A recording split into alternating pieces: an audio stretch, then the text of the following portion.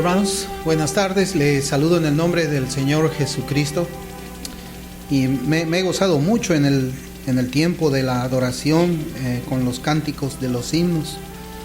Y el Señor me conceda garganta para poder predicar ahora, luego de haber estado cantando a alta voz. Hermanos, yo quisiera pedirles que me acompañen por favor con sus Biblias al libro de Génesis. Génesis capítulo 2.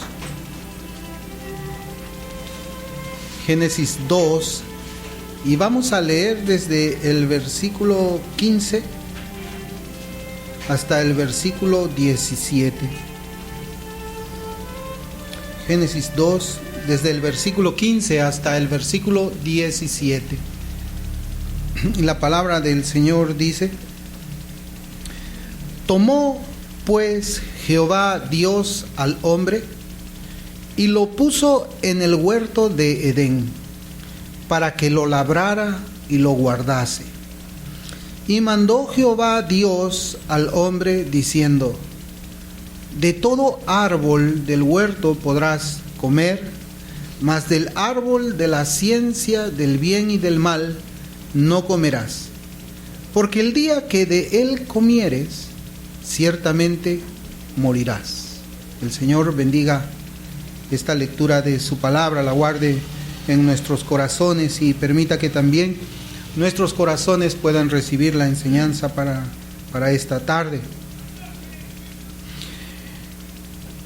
Hermanos, yo quiero que nosotros tratemos un tema bastante importante. Nunca había predicado yo acerca del tema que voy a hablar ahora, pero he sentido en mi corazón la necesidad de compartir con ustedes este tema, que es la pecaminosidad del pecado.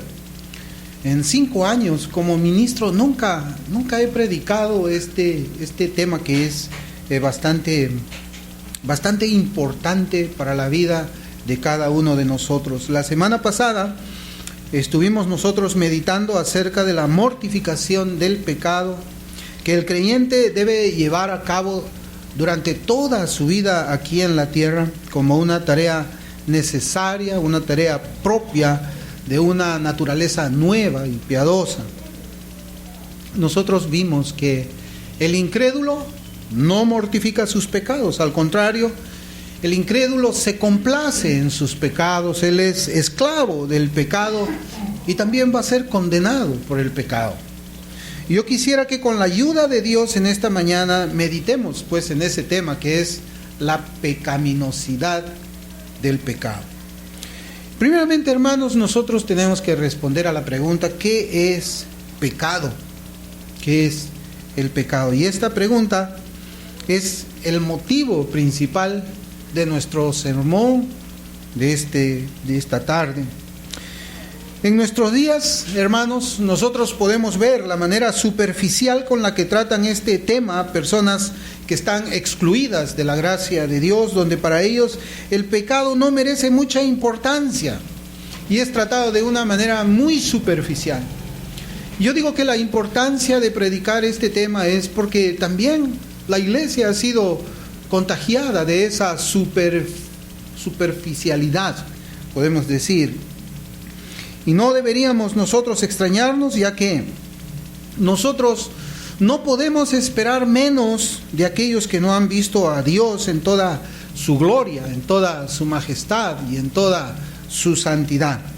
Pero lo que sí debe sorprendernos, hermanos, es que aún en las iglesias de hoy, de todas las denominaciones, es decir, algunas que aún se llaman a sí mismas reformadas, tratan el pecado de la misma manera. Y yo quisiera que nosotros lo veamos, no desde un ámbito doctrinal y frío y desconectado de la vida cristiana, sino desde el punto de vista de la reacción que la iglesia debe tener frente al pecado. ¿Dios reacciona frente al pecado? Dios reacciona frente al pecado, hermanos. Y nosotros encontramos diferentes pasajes en la Escritura que nos enseñan de esa manera. Dios tiene una reacción contra la persona que peca. Eso es algo innegable. Pero nosotros vamos a preguntarnos y vamos a respondernos también en esta mañana: El pecado que se comete fuera de la iglesia es menos aborrecible o más aborrecible para Dios que el pecado que se comete dentro de la iglesia o dentro de la iglesia profesante. Nosotros no debemos perder de vista este tema, hermanos, que es importante. Y como yo les digo, es la primera vez que yo lo comparto en 5 años de ministerio. Es un tema sobre el cual yo he leído bastante. Se escriben libros hasta, pues hermanos, de 200 páginas y más acerca de este tema, nada más, la pecaminosidad del pecado. Muchas personas van a estar de acuerdo con el contenido de este mensaje y sin embargo, ellos no van a tomar posiblemente ninguna acción cuando vemos que el pecado se levanta dentro de una congregación. Y como hemos estado hablando en la mañana, una cosa es creer y otra cosa es actuar. Una cosa es conocer la doctrina y otra cosa es llevar a la práctica la doctrina. Y en este tema de pecado, hermanos, es muy importante porque el pecado es mortal. Es mortal para un alma. ¿Qué es lo que enseña una actitud como esa? Una actitud donde nosotros podemos mencionar con nuestras palabras, estar de acuerdo con la pecaminosidad del pecado, pero no hacer nada al respecto. Principalmente, yo creo que esta actitud confunde a las personas, pues puede conducir a las personas que observan esto, que nosotros debemos de dar una principal atención a la precisión de la doctrina que nosotros debemos de creer, sin una aplicación inmediata a nuestras vidas y a la vida de la iglesia. Y esa actitud nos convertiría a nosotros en hipócritas, en actores de la fe cristiana. Y no hay duda, hermanos, que la doctrina del pecado también ha sido relativizada con el firme propósito de evitar juicios entre las personas que se reúnen en una congregación o entre personas que han hecho una profesión de fe y se encuentran con otros hermanos y hermanas que también han hecho una profesión de fe, pero que llevan unas conductas, unos estilos de vida que evidentemente demuestran que la gracia no ha llegado a esos corazones, de tal manera que aún podamos nosotros tener unidad en medio de la pecaminosidad.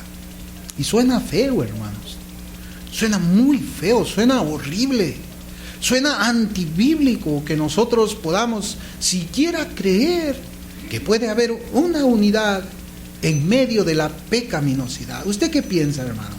¿Usted cree que puede ser posible eso? Entonces, ¿cómo debería ser una predicación acerca del pecado en una iglesia que profesa la fe en Cristo? ¿Cómo es que nosotros debemos predicar en una iglesia cristiana? En una iglesia donde se reúnen personas que han hecho una profesión de fe en el Señor, que afirman haber sido salvados por el Señor. Y no olvidemos ese pasaje también que leímos nosotros en la mañana de Mateo 1:21, donde dice la Escritura que el Señor Jesucristo vino a salvar a su pueblo, ¿de qué? De sus pecados. De allí la necesidad de esta predicación que nosotros vamos a hacer esta tarde. ¿Qué es el pecado?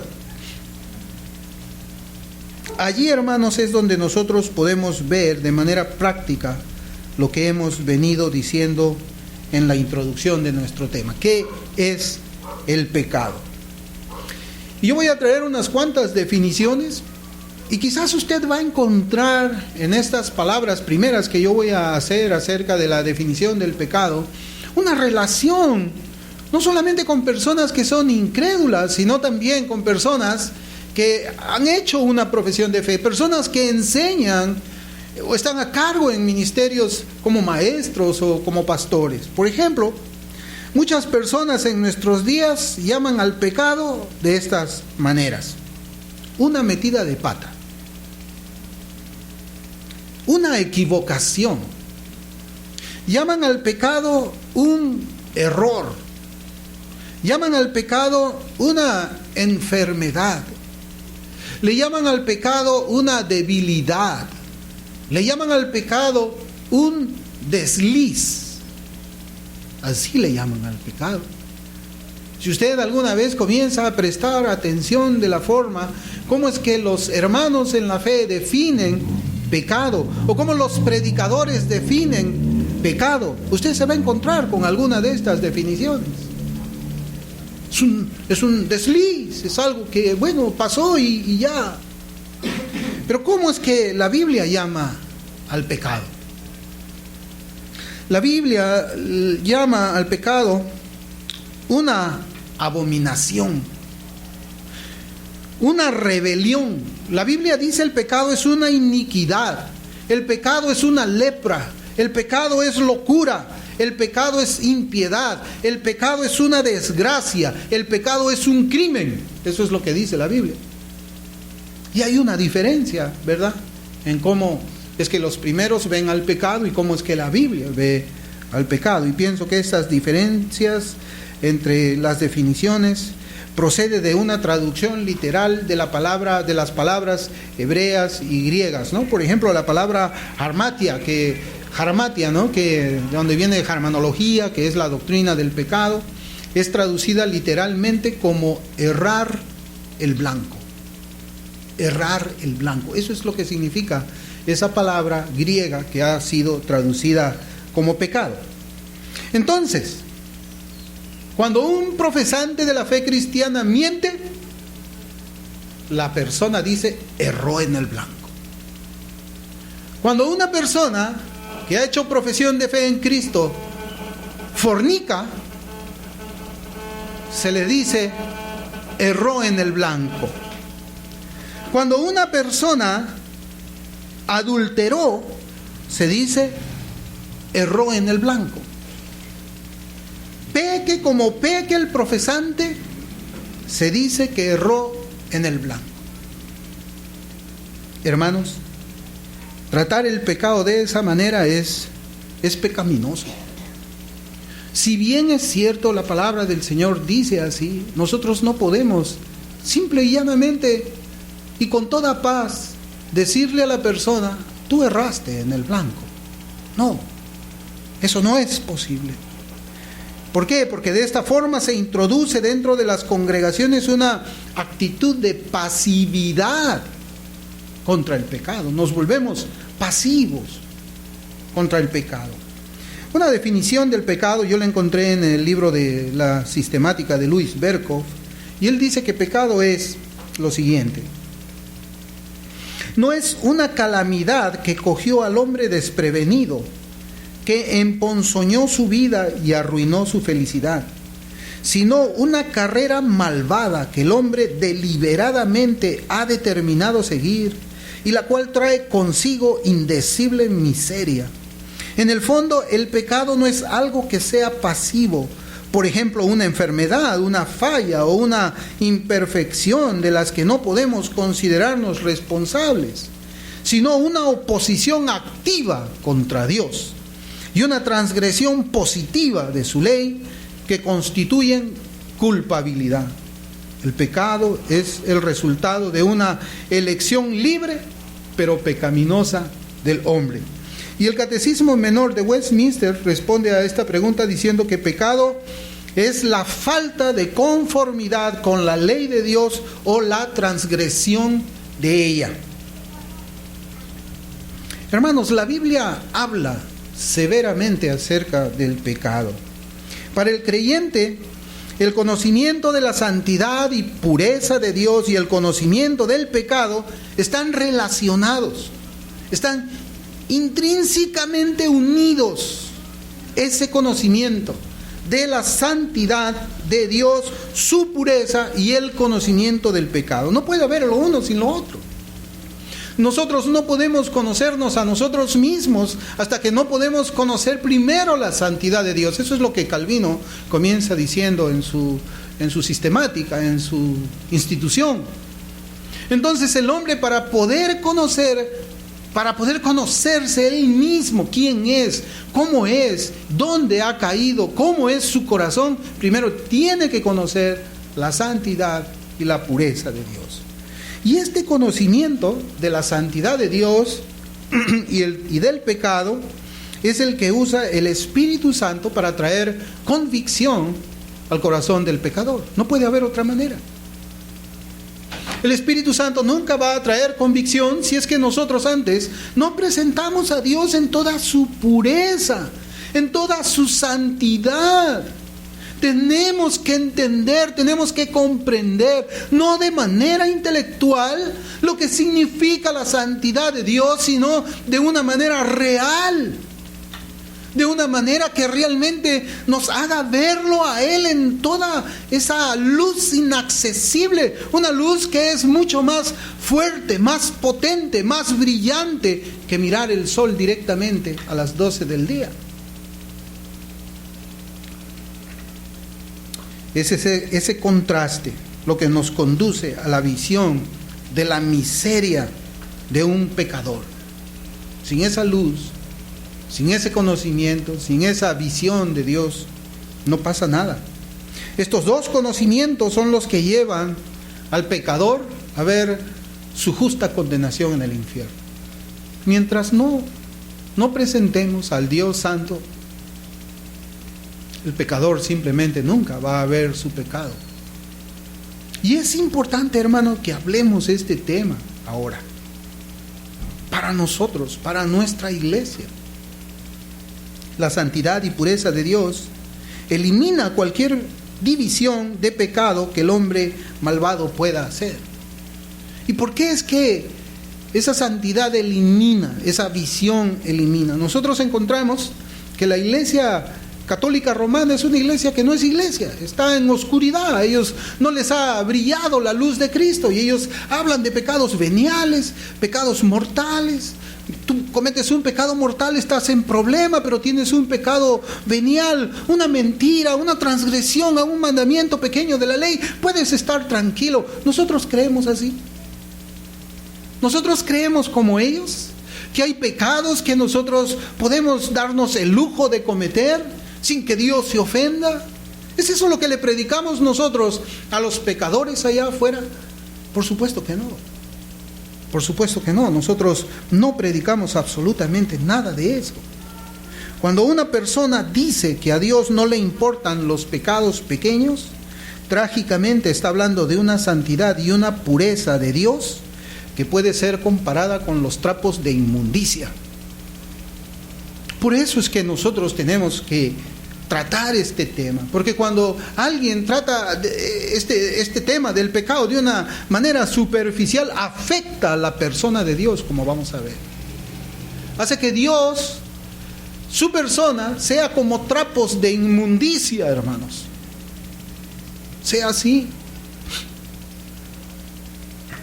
Stephen Charnock, un puritano, decía y escribía de esta manera: es en consideración de la santidad de Dios que nosotros podemos darnos cuenta de nuestra propia impureza. Solamente llegamos a conocer la oscuridad del pecado cuando vemos la luz de la santidad de Dios. Solamente entonces podemos ver que el pecado es un ataque contra Dios. Un ataque contra Dios. Y nosotros, hermanos, tenemos que aprender a ver el pecado, pequeño o muy grande, como un ataque a la persona de Dios. Es así como lo vieron los puritanos. Es de esa manera como lo vieron los reformadores. Por eso, hermanos, cuando una persona miente, está atacando a Dios. Cuando una persona no congrega, está atacando a Dios. Cuando una persona tiene flojera y pereza espiritual, está atacando a Dios. Cuando una persona que ha hecho profesión de fe y no sirve al Señor, está atacando a Dios. Cuando una persona tiene pensamientos de lujuria, está atacando a Dios. Cuando una persona está envuelta en chismes, está atacando a Dios. Cuando una persona peca en poco o peca en mucho, está atacando a Dios. Y así tenemos que ver nosotros el pecado. Yo creo que en eso no hay ninguna duda, hermano. ¿Cuál debería ser nuestra acción frente a personas que disminuyen la pecaminosidad del pecado, pecando ellos y llevando a otros a cometer pecado? ¿Cuál debe ser nuestra reacción? ¿Cómo debemos actuar? ¿Cómo debemos nosotros reaccionar? ¿Cómo reacciona Dios a una actitud de esa naturaleza? ¿Se agradará a Dios? Hermanos, por supuesto que no se agradará a Dios. Una persona que conoce, ha visto a Dios en toda su santidad, ¿sabe qué, hermano? Se conduce con temor y temblor. Le teme. A pesar de que ha sido salvado por la gracia de Cristo, no dice de que yo ahora pues ya he sido salvo, puedo pecar, puedo hacer esto, puedo hacer el otro. Jamás. Jamás. Nunca. Nunca haría eso. Pero algunos creen que sí. Algunos creen que sí. Que bueno, el Señor ya me perdonó mis pecados por gracia, estoy camino al cielo. No importa cómo camino ahora. Si sirvo o no sirvo, no importa. No importa cómo lo tengo que adorar. No importa cómo le tengo que alabar. No importa si congrego. No importa si estoy envuelto en chismes. No importa nada de lo que yo haga, porque el Señor ya perdonó mis pecados. Hermanos, eso no lo puede decir un cristiano. Porque un cristiano ha visto a Dios, conoce a Dios, sabe que Él es santo, lo conoce más, tiene intimidad con Él, tiene intimidad con su palabra, conoce el consejo de Dios. Y sabiendo todo esto, ¿cómo puede hablar de esa manera o cómo puede vivir de esa forma? No, es por esa razón que la Biblia nos dice que el pecado no es una metida de pata, el pecado no es una equivocación, el pecado no es un error, el pecado no es una enfermedad, el pecado no es una debilidad, el pecado no es un desliz, el pecado es un ataque a Dios. Eso es lo que dice la Escritura. Hay personas que enseñan que el pecado es la ausencia de bien. No sé si han escuchado ustedes también hablar de eso. Y hay personas que siguen todavía ese camino. Oh, sí, el pecado es la ausencia de bien. Hermanos, el problema es que este es un planteamiento filosófico. Esto no está en la Escritura. Pero hay muchas personas que siguen esa corriente y creen de esa manera. El pecado es la ausencia de bien, dicen ellos. Es que estas personas comparan la oscuridad como la ausencia de luz, ellos dicen. ¿Qué es la oscuridad? La ausencia de luz. Sin embargo, sabemos que el pecado es una acción activa del hombre contra Dios. Y eso tenemos que grabarlo. Es una acción activa del hombre en contra de Dios. Si no fuese así, hermanos, si no fuese así, entonces ¿saben qué? El pecado no fuera voluntario. No fuera voluntario. Entonces, si no es voluntario, Dios no puede culpar. Y si Dios no puede culpar, Dios no puede condenar. ¿A quiénes? A los pecadores. La Biblia dice que es un ataque a Dios. Y esto está en la Escritura, en Romanos capítulo 8, versículo 7. Romanos 8, 7.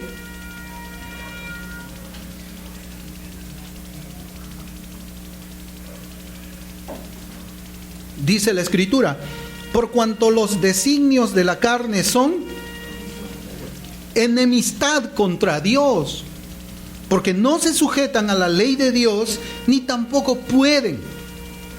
En Romanos también, capítulo 5, versículo 10, la Escritura dice: porque si siendo enemigos, fuimos reconciliados con Dios por la muerte de su Hijo, mucho más estando reconciliados seremos salvos por su vida. Hay más textos en el Nuevo Testamento, pero quiero citar también el Antiguo. Levítico 26, 21. Dice la Escritura: si anduviereis conmigo en oposición y no me quisiereis oír, yo añadiré sobre vosotros 7 veces más plagas según vuestros pecados. Oposición a Dios, ataque a Dios. En Miqueas capítulo 2, versículo 8, Miqueas 2, 8, dice la palabra del Señor: el que ayer era mi pueblo se ha levantado como enemigo. De sobre el vestido quitasteis las capas atrevidamente a los que pasaban como adversarios de guerra. Hermanos, todos estos versículos que son más en la Escritura dicen de que el pecado es enemistad contra Dios. El pecado es atacar a Dios, porque Él es santo. Por esa razón, porque Él es santo. En nuestro pasaje que hemos leído en Génesis, Dios dice en el versículo 17: el día que de él comieres, refiriéndose al árbol de la ciencia del bien y del mal, ciertamente morirás. Ciertamente morirás. Hermanos, ¿quién fue el que condenó a muerte a Adán? ¿Quién fue el que condenó a muerte a Adán? Miren, un puritano lo ilustró lo mortal, destructivo y asesino que es el pecado. Y esto tenemos que aplicarlo también a nuestro pasaje. Y dice esta cita: es como un criminal diciéndole al juez: oh mi señor, cuán cruel e inclemente eres para condenarme a muerte. No, dice el juez, no soy yo, es la ley. Yo soy solamente la boca de la ley. No, dice la ley, no soy yo, es el pecado. Si no hubieras pecado, yo no te habría condenado. Hermanos, no es Dios quien condena, no es la ley la que condena. La que condena es el pecado. Y tenemos que aprender a ver al pecado de esa manera. Asesino, mortal, hiere a muerte, y a muerte eterna, hermanos. ¿No tememos eso? ¿No tememos, hermanos, al pecado? ¿No podemos ver ahí la pecaminosidad del pecado? ¿Cómo puede destruir el alma de las personas? ¿Cómo puede hundirlas por toda la eternidad? Hermanos, el pecado es pecaminoso. Dios no condenó a Adán, su pecado lo hizo. Y este pasaje, hermanos, a nosotros nos enseña precisamente lo mortal y destructivo que es el pecado. El día que de él comieres, ciertamente morirás. Ciertamente morirás. Hermanos, ¿qué hizo Adán para ser condenado? Y esta pregunta nos provee a nosotros una oportunidad para meditar en la causa de la caída de Adán y lo que nosotros hacemos cada día. ¿Por qué fue condenado Adán? ¿Por morder una fruta? Si la respuesta fuese correcta, si Adán fue condenado por morder una fruta, entonces pensemos en cuántas cosas peores hacemos nosotros cada día y por las cuales mereceríamos mayor condenación que la que él recibió. Pero vemos, hermanos, que Adán fue condenado por causa de su desobediencia. Por causa de su pecado fue la condenación de Adán. No solamente trajo desgracia para su propia existencia, Adán y Eva, sino que tuvo consecuencias en todo el universo, hermanos. Lo que Dios había creado y que había dicho que era bueno en gran manera cayó en maldición por causa del pecado. Génesis 3:17 dice: y al hombre dijo: por cuanto obedecisteis a la voz de tu mujer y comiste del árbol de que te mandé diciendo no comerás de él, maldita será la tierra por tu causa. Maldita será la tierra por tu causa. Usted puede entender, hermanos, la pecaminosidad del pecado. ¿Usted cómo lo ve? ¿Como una mordida a la fruta? Hermanos, la desobediencia de Adán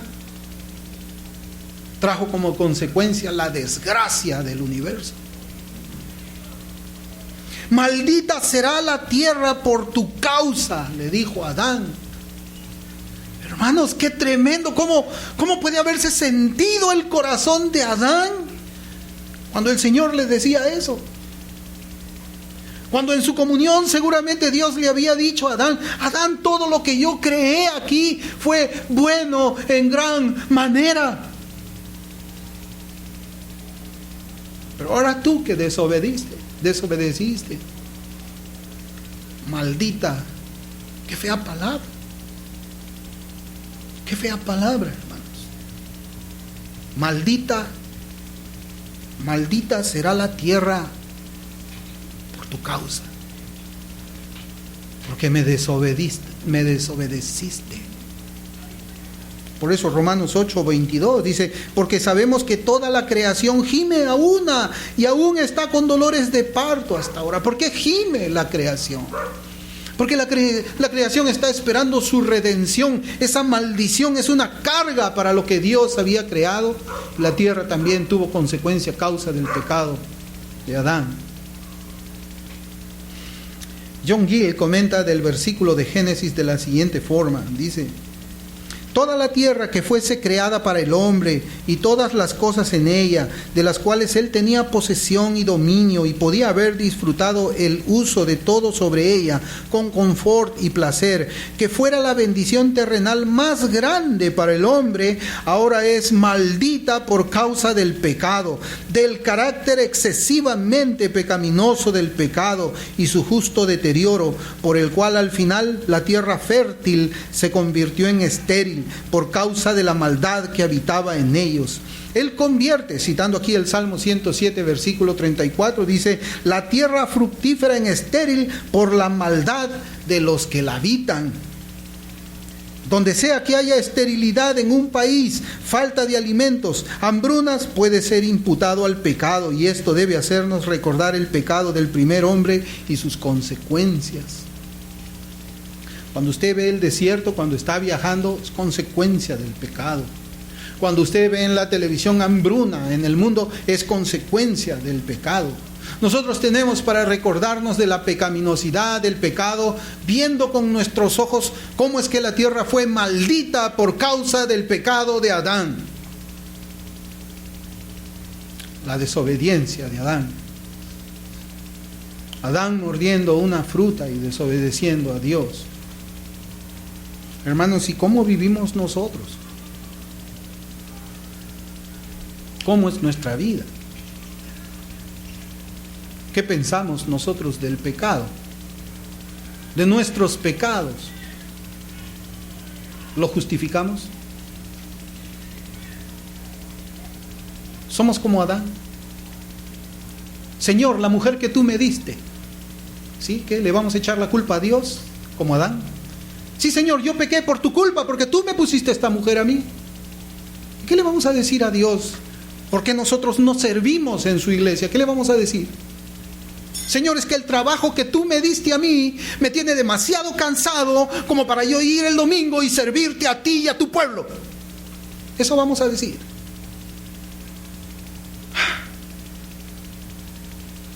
Pero así somos. Y nos olvidamos de la pecaminosidad del pecado. Creemos que con una simple excusa el universo va a volverse como fue en el principio, cuando todo era en el Edén. Hermanos, el carácter del pecado es excesivamente pecaminoso. Es un ataque contra Dios. Adán atacó a Dios y Dios reaccionó. Y es un ataque contra la misma persona de Dios. ¿Por qué? Porque la ley de Dios, ¿qué es lo que expresa? Expresa su mismísimo carácter santo y puro. Entonces, cuando quebrantamos la ley, ¿a quién estamos atacando? Al dador de la ley. Pecar contra Dios es atacar su santo nombre. Y siendo que su nombre representa a su persona, entonces pecar es atacar la misma persona de Dios. Hermanos, relativizar el pecado, minimizar el pecado en nosotros y en otros, dividir los pecados en mayores y menores, permanecer impasibles ante el pecado, ser cómplice del pecado de otros, ser tolerante con el pecado en nosotros y el pecado en otros, es atacar la persona de Dios. ¿Usted lo había visto así, iglesia? Tener estas actitudes de relativizar el pecado es la expresión del pensamiento que dice: Dios no es tan santo como nosotros tampoco lo somos. Por eso, hermanos, el Salmo 50, versículos del 16 al 22 dice de esta forma. Salmo 50 del 16 al 22 dice: pero al malo dijo Dios: ¿qué tienes tú que hablar de mis leyes y que tomar mi pacto en tu boca? Pues tú aborreces la corrección y echas a tu espalda mis palabras. Si veías al ladrón, tú corrías con él, y con los adúlteros era tu parte. Tu boca metías en mal y tu lengua componía engaño. Tomabas asiento y hablabas contra tu hermano, contra el hijo de tu madre ponías infamia. Estas cosas hiciste y yo he callado. Pensabas que de cierto sería yo como tú, pero te reprenderé y las pondré delante de tus ojos. Entended ahora esto, los que olvidáis de Dios, no sea que os despedace y no haya quien os libre. Hermanos, cuando el impío peca, o cualquier persona que peca, y ve que Dios no ejecuta la sentencia inmediatamente, ¿qué es lo que nos dice este salmo? La Biblia dice que tal pecador piensa que Dios es igual como Él es. Igual como Él es. Por eso Malaquías 2:17, en la versión de Palabra de Dios para Todos, Malaquías 2:17 dice: el Señor está cansado de tus palabras. Ustedes preguntan: ¿por qué se cansó de escucharnos? Porque está cansado de oírles decir que ante el Señor los malos son buenos y que Dios se siente a gusto con ellos. Él también está harto de oírles preguntar: ¿dónde está el Dios de justicia? Hermanos, qué tremendo pasaje. El Señor está harto, está cansado de escuchar que las personas digan los malos son buenos y que Dios se siente a gusto con ellos. Hermanos, el Señor no está a gusto cuando nosotros pecamos. Y nosotros no podemos decir a la persona: no, sí, Dios está a gusto contigo. Dios está tranquilo. Dios no hace nada. Fíjense, hermanos, el comentario de una Biblia dice de este versículo de la siguiente manera que hemos leído: Dios estaba cansado de la forma cínica en la que el pueblo distorsionaba sus verdades. Él castigaría a los que insistían que cuando Dios guardaba silencio, esto significaba que apoyaba sus acciones. También castigaría a los que de manera despreocupada profesaran una fe falsa. Y esto lo dice un comentario de una Biblia que no es de nuestra creencia. Pero hermanos, yo cuando leo así que las personas que comentan de estos versículos entienden claramente lo que la palabra del Señor enseña. Y cuando dice que Dios está cansado de la forma cínica en que el pueblo de Dios distorsionaba sus verdades, y de que Él castigaría a los que insistían que cuando Dios guardaba silencio, esto significaba que apoyaba sus acciones. Hermano, qué tremendo, qué confrontador es esto que nosotros vemos aquí. Es una fe falsa pensar de esa manera que el Señor se va a condescender con las personas que practican la maldad, con las personas que lo atacan a Él, con las personas que son rebeldes abiertamente contra Él. Eso es una mentira, hermanos. No es verdad. Dios no ha dicho en su palabra que Él sería tolerante con alguna clase de pecados. Eso no es cierto. Sin embargo, los hombres de todas las edades, incluyendo la nuestra, enseñan con sus enseñanzas o con sus propias vidas que Dios no es tan santo ni tan puro. Hermanos, por eso es que nosotros tenemos y necesitamos tratar este tema del pecado como personas, como nosotros mismos, examinándonos. ¿Cómo es que estamos? Si es que nosotros somos uno de esos que ataca a Dios, y si es que nosotros somos una iglesia que es condescendientes con los que atacan a Dios. ¿Podemos ser nosotros condescendientes con los que están atacando a Dios rebeldemente delante de nuestros ojos? ¿O cómo es que tenemos que reaccionar, iglesia? ¿Cuál es el celo que debemos tener nosotros como hombres, como mujeres de Dios, cuando vemos de que otras personas que han hecho profesión de fe en el nombre del Señor Jesucristo tienen la misma actitud de esos hombres que cuando el Señor estaba en la cruz se burlaban de Él?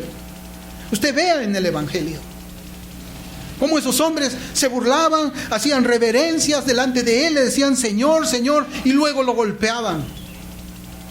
Eso es la burla más grande que un pecador que actúa rebeldemente, abiertamente contra Dios, hace de la profesión de fe en Cristo.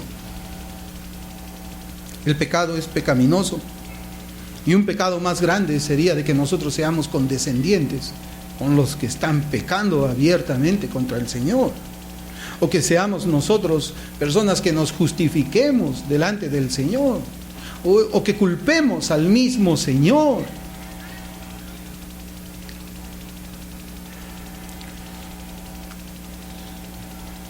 Estas personas que son tolerantes con el pecado o que enseñan superficialidad con el pecado, actúan así porque sus propios pecados los han llevado a reducir a Dios a la casi estatura de un ser humano caído. Y sigilosamente arrastran a otros en esta idea diabólica que ataca la misma persona de Dios. En Judas 1:4 dice, porque algunos hombres han entrado encubiertamente, los que desde antes habían sido destinados para esta congregación, hombres impíos que convierten en libertinaje la gracia de nuestro Dios y niegan a Dios, el único soberano, y a nuestro Señor Jesucristo. Decir que Dios es complaciente con algunos pecados es negar a Dios. Es otro Dios, no es el Dios de la Escritura. Es un Dios diferente. Un Dios que se satisface o que está tranquilo e inamovible e impasible cuando algunos están haciendo unos pecados que en su propia idea son pecados pequeños. Es hablar de otro Dios, no es el Dios de la Biblia. No podemos tener comunión con personas que creen en ese Dios porque no es el Dios que nosotros creemos. Es un Dios santo, es un Dios puro. No puede ser así, jamás. Nosotros siempre le decimos a las personas, Dios aborrece el pecado, aborrece el pecador. ¿Y qué nos decimos a nosotros mismos cuando pecamos? No nos decimos igual. ¿No nos decimos Dios nos aborrece? Claro. Nosotros decimos, no, pues ya me salvó. No, pues yo creo las doctrinas correctas. Ese es mi escudo. Puso el calvinismo las doctrinas de la gracia como un escudo para tener una vida licenciosa en todo lo que requiere piedad. Dios aborrece el pecado. No debemos olvidarnos que ese aborrecimiento que tiene Dios es perfecto y es un aborrecimiento infinito, infinito. Eso es lo mismo que les predicamos a los hombres y a las mujeres de afuera, ¿verdad? Eso es lo mismo, ¿no? Pues también deberíamos predicarlo a nosotros mismos, que Dios aborrece el pecado y aborrece al pecador. ¿Por qué debemos ser diferentes para los que estamos dentro de este templo nosotros? No tomar en serio el pecado es no tomar en serio a la persona de Dios. Rebajar o disimular la pecaminosidad del pecado simplemente es desfigurar a la persona de Dios, hacerlo como uno de nosotros. como él dijo en el salmista, como dijo él mismo por medio del salmista: pensasteis que yo era igual a vosotros, porque guardé silencio. Hermanos, ¿es Cristo igual que nosotros? ¿Es Dios igual que nosotros? ¿Qué cree usted que pasa en el cielo, en el corazón de Dios, cuando nosotros pecamos abiertamente contra Él? ¿Nos importa? ¿Nos importa? ¿Nos duele a nosotros hacer doler el corazón de Dios? ¿Nos duele a nosotros ver cómo otras personas hacen doler el corazón de Dios? O decimos, no, bueno, cada uno que vea por su pecado. Y nos desentendemos. Y procuramos seguir viviendo la vida como si nada pasara. Hermanos, no se puede desfigurar a la persona de Dios. En Habacuc 1:13 hay un pasaje que siempre citamos. Dice la Escritura: muy limpio eres de ojos para ver el mal, ni puedes ver el agravio. ¿Por qué ves a los menospreciadores y callas cuando destruye el impío al más justo que él? Muy limpio eres de ojo para ver para los cielos. Hermanos, ¿qué estamos pensando nosotros de nuestros propios pecados? Ese es el punto de la pecaminosidad, del pecado. ¿Qué pensamos nosotros mismos de nuestros propios pecados?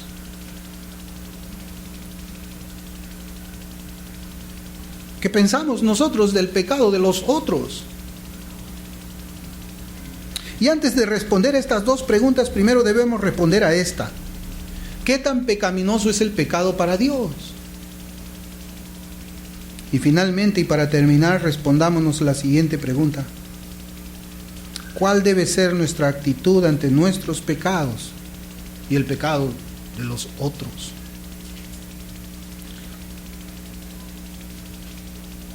Solamente el Espíritu Santo es la persona quien puede abrir los ojos para que un pecador pueda ver a Dios en toda su gloria y en toda su santidad. Y a veces, como predicadores, nosotros entendemos que existe esa limitación de nuestras palabras, aunque oramos también para que esta palabra sea bendecida. Solamente es Dios. Hermanos, y mi oración antes de venir aquí, porque estuve orando precisamente por este mensaje, es ese: que Dios abra los ojos y el entendimiento de esta iglesia para que pueda tener una perspectiva correcta del pecado y de la santidad de Dios, no solamente intelectual, sino espiritualmente, mortificando nuestros pecados, aborreciéndonos nosotros mismos por los pecados que vemos en nuestras vidas, para procurar en el amor que Dios tuvo por nosotros, porque dice la Escritura: nosotros le amamos porque Él nos amó primero. Y entendemos el amor de Dios cuando vemos la pecaminosidad del pecado en la cruz. En la cruz, ahí usted ve la pecaminosidad del pecado. En la cruz usted va a ver cómo Dios aborrece el pecado, castigando a su propio Hijo. ¿Para qué? Para que nosotros podamos pecar. Para que nosotros podamos vivir la vida de una manera como nos place, sin ningún esfuerzo. No, yo no creo eso. Y yo quisiera que el Espíritu Santo nos ayude a todos nosotros a ver a Dios como tenemos que verle y ver el pecado como tenemos que verle. Y esto, hermanos, se va a ver si es que el Espíritu Santo obró o no a partir de este mensaje, que yo no he predicado durante los 5 años que he tenido como ministro. Pero a partir de hoy día nosotros vamos a ver si es que el Espíritu Santo abrió el entendimiento de esa persona, entendió lo que es el pecado, entendió lo que es la santidad de Dios, se arrepintió y ajustó sus pasos a los caminos del Señor. Solamente vamos a verlo así, no hay otra manera. Y que el Señor bendiga, hermanos, su palabra, y nos ayude a nosotros, porque todos necesitamos la ayuda de Dios. Todos peleamos la vida cristiana Todos tenemos que esforzarnos. Todos somos soldados. Todos somos esos atletas que habla la Biblia. Todos tenemos que ser disciplinados. Todos debemos temer a Dios. Todos debemos esforzarnos, mortificar el pecado, apartarnos del pecado y procurar ser una iglesia de esas. Y es mi sueño ese, como pastor, ser la columna y el sostén de la verdad. ¿Por qué? Porque aquí nosotros tememos al Señor y entendemos la pecaminosidad del pecado. Vamos a orar. Te damos gracias, Señor. Gracias por tu palabra. Yo sé que en una hora no se puede explicar, Señor, toda la consecuencia del pecado, Señor, y lo malo que es el pecado para ti.